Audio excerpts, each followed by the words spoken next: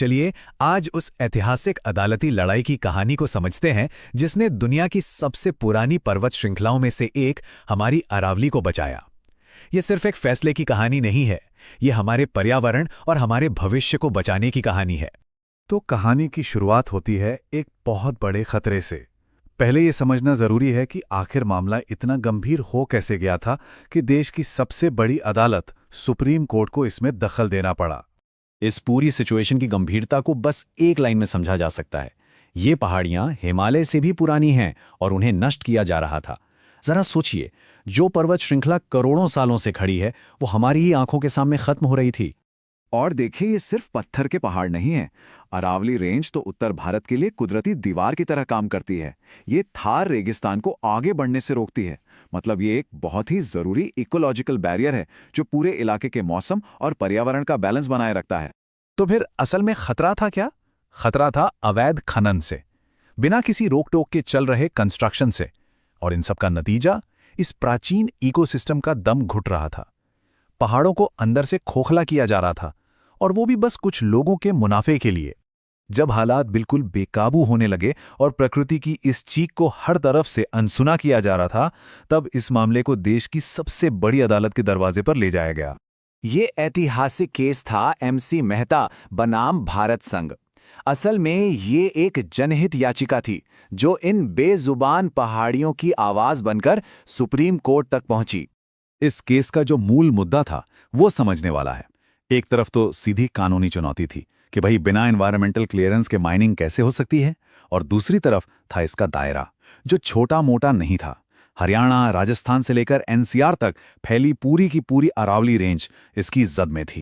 और फिर आया वो ऐतिहासिक फैसला जिसने सब कुछ बदल कर रख दिया। एक ऐसा फैसला जिसने प्रकृति के संरक्षण के लिए एक नई मिसाल कायम की। कोर्ट ने अपने फैसले का आधार बनाया हमारे संविधान के सबसे पावरफुल आर्टिकल्स में से एक को, आर्टिकल 21, यानी जीवन का अधिकार। यहीं पर कोर्ट ने एक बहुत बड़ी और दूर की सोची।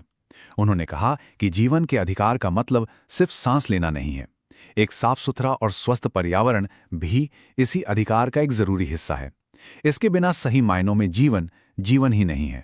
और जब ये तय हो गया कि साफ पर्यावरण जीवन का अधिकार है, तो इसका सीधा नतीजा ये निकला कि बिना प्रॉपर एनवायरमेंटल क्लियरेंस के किसी भी तरह की माइनिंग की इजाज़त नहीं दी जा सकती। बिल्कुल सीधा और साफ आदेश। लेकिन कोर्ट यही नहीं रुका। उन्होंने एक और बहुत गहरी बात कही जो आज भी उतनी ही जरूरी है।